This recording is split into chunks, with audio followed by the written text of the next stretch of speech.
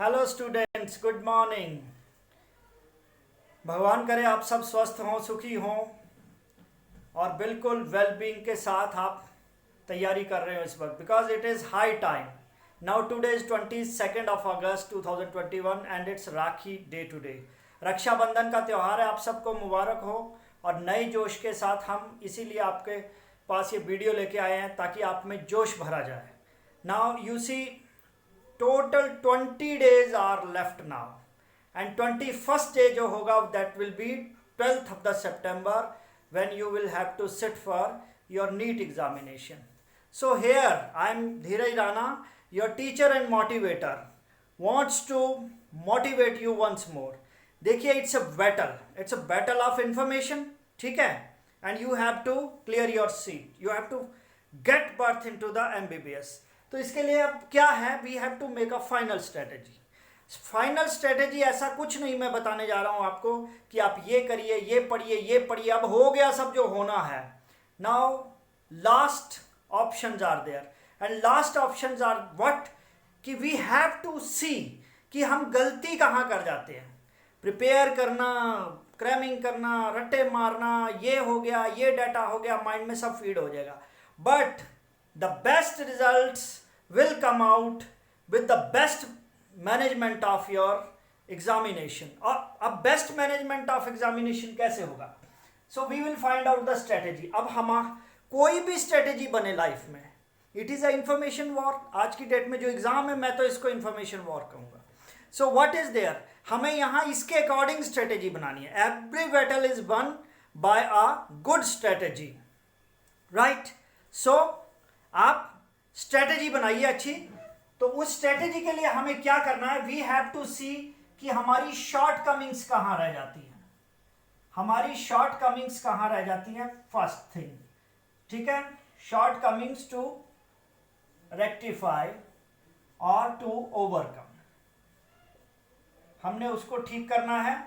Then what, second thing is time management in exam. अब time management कैसे होगी सही? Time management can be achieved with, ठीक है, lot of practice. So we have to do time management. Third is what, how we have to perform well, means speed and accuracy. Speed and accuracy should be there, ठीक है, then we can find out our good results, we can achieve our good results. Now see, पहले तो आपको पता होना चाहिए there are some changes in the examination pattern. अब वो changes क्या है? See, changes are that in the previous examination you will have to attempt 180 questions, but now what उन्होंने क्या किया हुआ है, in your botany section, then your zoology section, then your chemistry section, then your physics section, इसको फटाफट analyse कर लीजिए।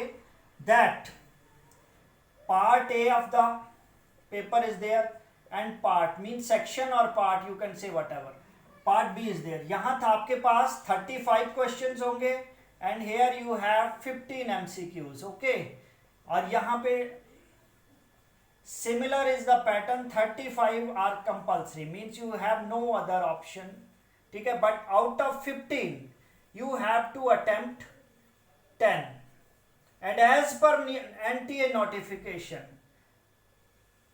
10 best answers out of 15 will be selected, okay, but ये तो ठीक है, ये तो मान लिया, this pattern has come out this year, why? Because जो सिलेबस 12th का रिड्यूस हुआ था, according to that there were variations in various boards, चाहे वेस्ट बंगाल बोर्ड हो, पंजाब बोर्ड हो, हिमाचल बोर्ड हो, हरियाणा बोर्ड हो, तमिलनाडु बोर्ड हो, CBSE हो, every board has some variations in its reduction in syllabus. उसको एडजस्ट करने के लिए उन्होंने 15 क्वेश्चन वाला ऑप्शन सेट किया है, so that equality in weightage हो जाए भाई आप सबके लिए।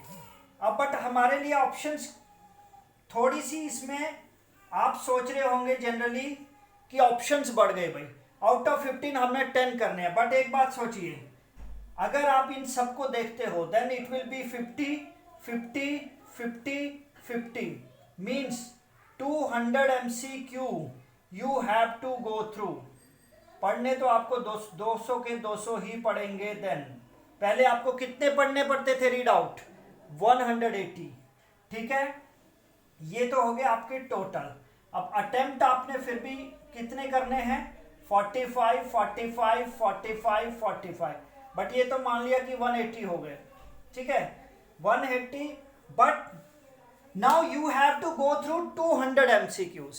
तो आपको टाइम मैनेजमेंट और टफ हो गया इस साल, इसलिए you need a lot of practice. ये लास्ट ईयर से ज़्यादा टफ हो गया है because you have to go through 200 MCQs now. तभी तो आप 15 में से, ये तो है नहीं कि यू नो वेरी वेल आप वही वाले 10 करेंगे। ठीक है ना, आपको 15 के 15 पढ़ने पड़ेंगे। Then you will select the best. तो ऐसा करना है। तो अब इसमें एक और ऑप्शन होता है कि आपको OMR शीट भी मैनेज करनी है। ठीक है ना, OMR sheet filling up, it will also take time. तो टाइम कहाँ कहाँ लग रहा है? 200 MCQs को आपको स्कैन करके उसको बेस्ट आंसर पे पहुंच के, जैसे व्हाटएवर जैसे भी आप कैलकुलेशन करते हो, मेंटली करते हो, फिजिक्स केमिस्ट्री में थोड़ा सा पेपर वर्क करते हो, whatever you do, but you have to go through 200 MCQs। So time management थोड़ा little bit more skills are needed for that. Then OMR sheet filling up के लिए भी 15 to 20 मिनट्स है जी। और इसके लिए मैं आपको एक बात सजेस्ट करूंगा कि देखिए, कुछ बच्चे हैं, no doubt only 1% of the students और 2% ऑफ अपियरिंग स्टूडेंट और 1% ही मान के चलिए, they have very high calibre. उनका जो प्रेपरेशन होता है इतना पीक पे पहुंच चुका होता है कि वो एक बार सारे आंसर्स टिक करके वो OMR शीट भरते हैं। But 80% of the students what they do, वो अगर इस तरह करेंगे कि सारा कर लेंगे, फिर बाद में होता क्या है कि अगर आप थोड़ा भी, it may be you may say that आप 10 और 20 मिनट्स भी इधर उधर कहीं कंफ्यूज हो गए, कहीं बाई चांस आप पेपर में डिसबैलेंस हो गए, तो आपको एक डर सताएगा कि OMR शीट कब भरूं, पेपर भी होने वाला है और इन्विजिलेटर मेरा पेपर ले लेगा। तो अब क्या करना पड़ेगा? आप ऐसा करिए, if you attempt the physics portion, उसके आप OMR शीट में मार्क कर लीजिए answer. You attempt the chemistry question section, you mark the MCQs जो बेस्ट आंसर्स है। देन इस तरह कर लीजिए सो दैट आप इतने कॉन्फिडेंट रहें कि मैंने इतना कर लिया है। And try to attempt the biological section at first. अब ये तो है टाइम मैनेजमेंट। हम कहाँ ये एक है कि आपको 200 MCQs अटेम्प्ट करने के अकॉर्डिंग अपनी स्पीड बनाइए, अपनी एक्यूरेसी बनाइए। सेकेंड थिंग, OMR शीट के लिए भी टाइम मैनेज करना पड़ेगा आपको।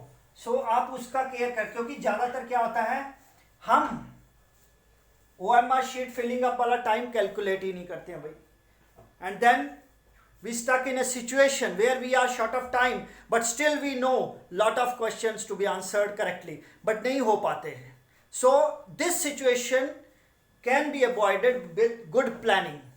Stop watch रखिए, अपनी तैयारी करिए with that, so that you do not get confused in the final day of the exam, okay? Because that is the D-date. That day is going to decide your future.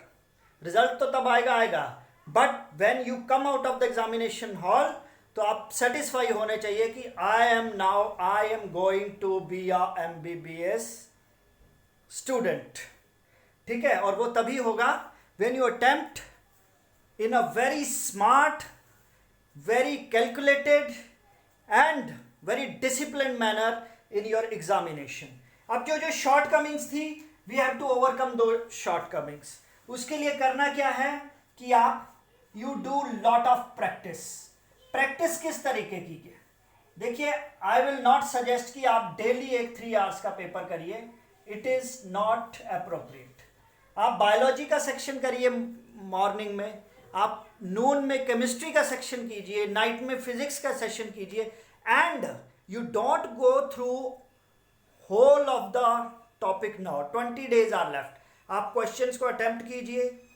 If this question has any doubts or this question is not understood well by you, then what you do, you go to the concept and clear the concept and see how this question should be solved in a very quick and very better manner.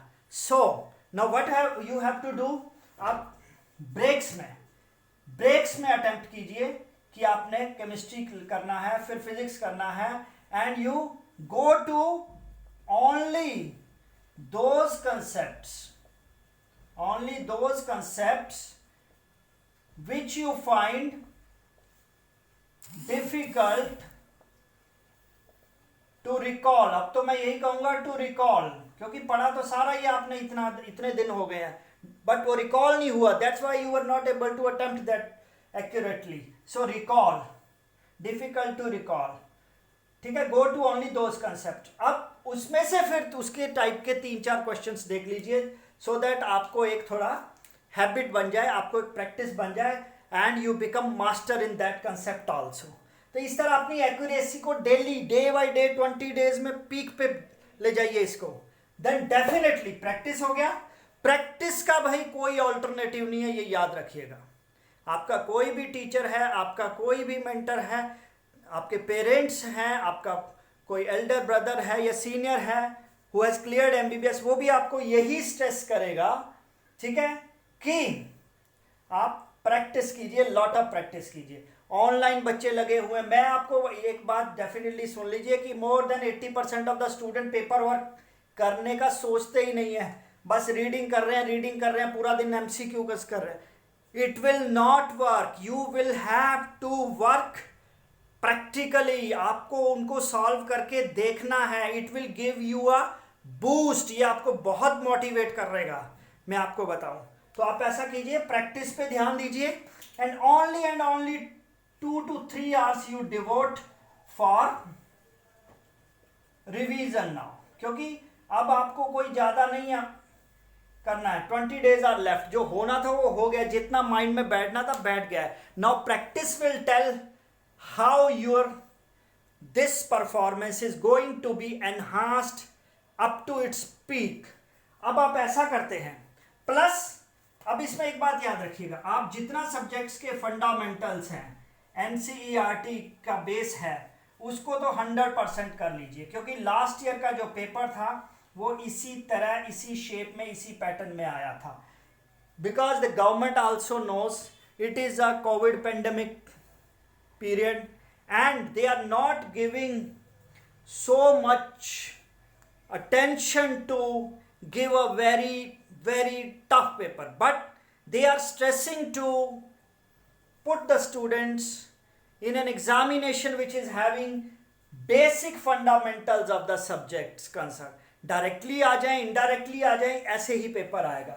तो आप क्या करना है, आपको अपनी time management करनी है, आपको अपनी प्रैक्टिस करनी है ज़्यादा, and practice and time management. Stop watch ले लीजिए, प्रैक्टिस कीजिए, एंड जिस कंसेप्ट में आप फंस रहे हो उसको रिवाइज कीजिए, ठीक है. अब ये टाइम नहीं है कि आप बुक्स लेके बैठो, I will cover thermodynamics now, again I will cover this physiology, I will cover this genetics. No, detail का तो हो ही चुका होगा. Those who are sincere they have done this portion up to 95% I think. तो अब आप जोर लगाइए, प्रैक्टिस एंड प्रैक्टिस, ठीक है बेटा, घबराना नहीं है. Winners are within us. We have to prove this now. Very good, thank you.